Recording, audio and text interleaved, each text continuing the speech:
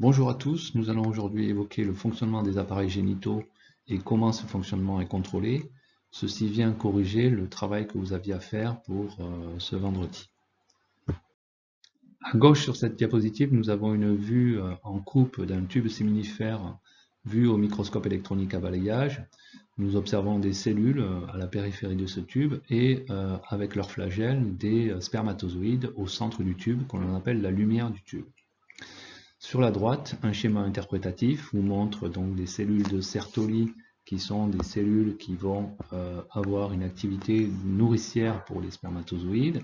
Vous avez les cellules qui subissent la méiose et qui vont donner les spermatozoïdes. Ce sont les cellules de la lignée qu'on appelle germinale.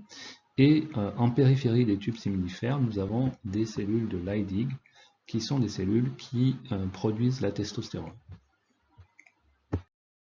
À partir de la puberté, le fonctionnement du cerveau chez la fille et le garçon se modifie, notamment une partie de ce cerveau que l'on appelle l'hypothalamus. Il est constitué de neurones qui vont libérer une neurohormone qu'on appelle le GnRH dans la circulation sanguine qui mène jusqu'à l'hypophyse. Au niveau de cette hypophyse, nous avons des cellules qui vont sécréter deux hormones stimulatrices de l'activité des appareils génitaux. Ce sont les hormones FSH et LH. Donc à droite, les neurones de l'hypothalamus qui libèrent GnRH, qui stimulent les cellules de l'hypophyse, qui à leur tour libèrent FSH et LH dans la circulation générale. Cette série d'expériences permet de déterminer le rôle de FSH et de LH sur des souris mâles. Le premier cas est le cas témoin. Il y a donc sécrétion normale de testostérone et production normale de spermatozoïdes. Dans l'expérience 1, on enlève l'hypophyse. Il y a régression des testicules et arrêt de la production de testostérone. On en déduit que l'hypophyse stimule la spermatogénèse, la fabrication des spermatozoïdes et la sécrétion de testostérone. La deuxième expérience est une ablation de l'hypophyse avec des injections de FSH et de LH dans la circulation sanguine. On retrouve une situation normale. On en déduit que l'hypophyse agit sur les testicules en libérant deux hormones, FSH et LH. La troisième expérience, une ablation de l'hypophyse est suivie uniquement d'injections de FSH. Il manque donc LH. La taille des testicules est à peu près normale, mais la spermatogénèse est incomplète et il y a absence de sécrétion de testostérone. On peut en déduire donc le rôle de LH, l'hormone qui est manquante. Elle déclenche la sécrétion de testostérone et on peut penser que cette testostérone est nécessaire à finaliser la formation des spermatozoïdes. Enfin, dernière expérience, l'expérience 4, où l'ablation de l'hypophyse est suivie d'une injection uniquement de LH. On va pouvoir donc en déduire le rôle de l'hormone manquante, c'est-à-dire FSH. Il y a ici réduction de la taille des testicules et absence de spermatozoïdes. Par contre, la sécrétion de testostérone reste normale. On en déduit que FSH stimule la spermatogénèse. Ces expériences ont été réalisées chez des béliers. En haut, on voit une situation normale. On constate que la LH est produite par pics successifs et que, en dehors de ces pics, cette production de LH par l'hypophyse est réduite, faible. Suite à chaque pic de LH, nous constatons qu'il y a des pics de testostérone qui font suite donc à cette sécrétion de LH. Ceci confirme donc que la testostérone est sécrétée par les cellules de Leydig en réponse à la sécrétion de LH par l'hypophyse. Le graphique B montre le résultat que l'on obtient au niveau de LH et de la testostérone pour un bélier qui a été castré, c'est-à-dire dont on a enlevé les testicules. Logiquement, sa sécrétion de testostérone reste très faible puisqu'il n'a plus de testicules. Et on constate que la sécrétion de LH est assez anarchique, les pics se succèdent et on a toujours une sécrétion très élevée de LH. Donc il semble bien qu'en l'absence de testostérone, la sécrétion de LH soit forte et importante en nombre de pics. Sur le graphique C, sur un bélier castré, donc, on injecte des doses régulières de testostérone. On retrouve un niveau de testostérone qui va être constant et assez élevé, et on retrouve une sécrétion de LH par pics successifs comme dans la situation normale. Donc cette série d'expériences montre que en présence de testostérone, la sécrétion de LH est réduite et elle ne se fait que par pic espacé de quelques heures. Il semble bien donc que la testostérone exerce un rétrocontrôle négatif sur la LH, c'est-à-dire qu'elle affaiblit la production de LH par l'hypophyse. Cette diapositive résume les connaissances et les déductions que l'on a pu faire des expériences précédentes. Nous avons donc l'hypothalamus qui, avec ses neurones sécréteurs, libère du GnRH. Ce GnRH stimule les cellules de l'hypophyse et ces cellules de l'hypophyse produisent donc, en réponse à cette stimulation, FSH et LH. FSH et LH passent dans la circulation générale et vont venir stimuler l'activité des testicules, notamment la production de testostérone par les cellules de Leydig, mais aussi la spermatogénèse.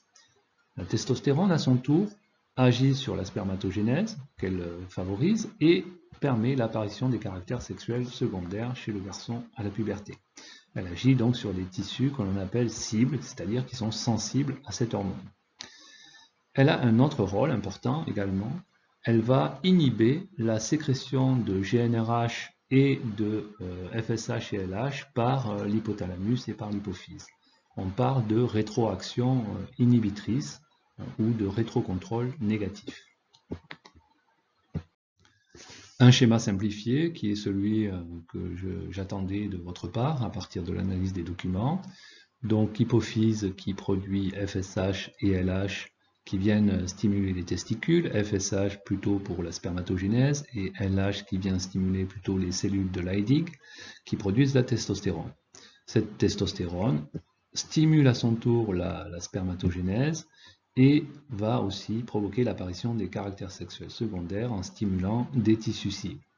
Et donc ce rétrocontrôle, ce fameux rétrocontrôle par la testostérone qui vient inhiber la sécrétion de FSH et de LH par le complexe hypothalamo-hypophysaire.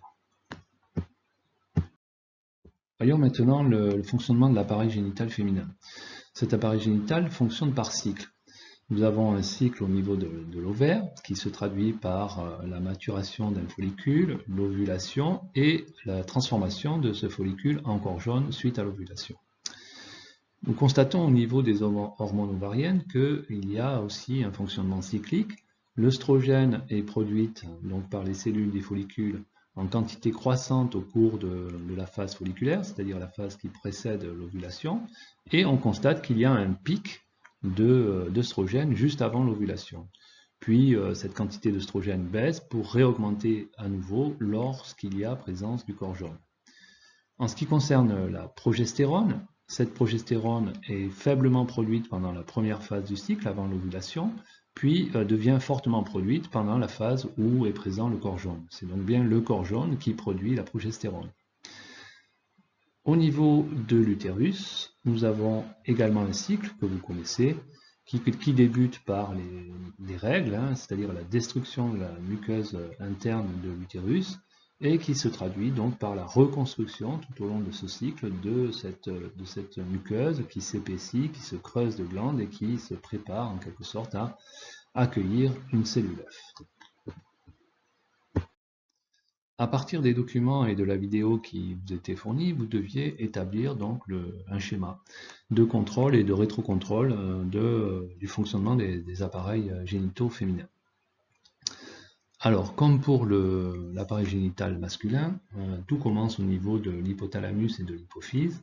Nous avons donc l'hypothalamus qui libère toujours le GnRH, qui va stimuler l'hypophyse, et cette hypophyse va produire les deux mêmes hormones que chez le garçon, c'est-à-dire FSH et LH. FSH et LH agissent sur les ovaires pour stimuler ces ovaires, donc stimuler la croissance d'un follicule, stimuler l'ovulation, c'est un pic de LH qui va provoquer notamment l'ovulation, et stimuler aussi la formation de la sécrétion d'hormones ovariennes, œstrogènes et progestérone. L'œstrogène et la progestérone agissent sur des tissus cibles, notamment l'utérus, et vont commander le développement cyclique de l'endomètre utérin, mais aussi l'apparition des caractères sexuels secondaires à la puberté chez la fille. Et c'est là que ça se complique un petit peu. Pour ce qui est de la progestérone, cette progestérone qui est produite uniquement pendant la deuxième partie du cycle, c'est-à-dire après l'ovulation et lorsque il y a présence au niveau des ovaires du corps jaune, cette progestérone a un effet inhibiteur sur l'hypothalamus et sur l'hypophyse. Donc il s'agit, comme pour l'appareil génital masculin, d'un rétrocontrôle négatif. En revanche, pour l'œstrogène, c'est un peu plus compliqué. L'œstrogène exerce aussi un rétrocontrôle négatif lorsqu'elle est faiblement concentrée, mais nous avons vu qu'elle était fortement concentrée à peu près au milieu du cycle, juste avant l'ovulation. À ce moment-là, elle va exercer un rétrocontrôle positif, c'est-à-dire qu'elle va stimuler encore plus l'hypothalamus et l'hypophyse, ce qui va entraîner un pic de LH qui va déclencher l'ovulation. Il y a donc, de la part de l'œstrogène, deux types de contrôle, un contrôle négatif à faible dose et un contrôle positif qui va entraîner l'ovulation à peu près au milieu du cycle. Voici donc un schéma plus simple qui correspond un petit peu à ce que j'attendais de vous. Nous avons donc l'hypothalamus et l'hypophyse qui libèrent FSH et LH. FSH et LH agissent en stimulant les ovaires. Ils vont provoquer le développement des follicules et entraîner la libération d'hormones ovariennes, œstradiol, c'est une oestrogène, et progestérone. Ces hormones ovariennes agissent sur l'utérus pour commander le cycle de l'utérus et agissent sur d'autres tissus cibles pour l'apparition des caractères sexuels secondaires à la puberté. Passons maintenant au rétrocontrôle. La progestérone exerce un rétrocontrôle négatif sur l'hypothalamus et l'hypophyse en deuxième partie de cycle, c'est-à-dire suite à l'ovulation. L'œstradiol, en revanche, exerce deux types de contrôle. Un rétrocontrôle tout d'abord négatif à faible dose, c'est-à-dire en début de cycle, et un rétrocontrôle positif à forte dose. C'est ce rétrocontrôle positif à forte dose qui va déclencher un pic de LH qui lui-même va déclencher l'ovulation au milieu du cycle.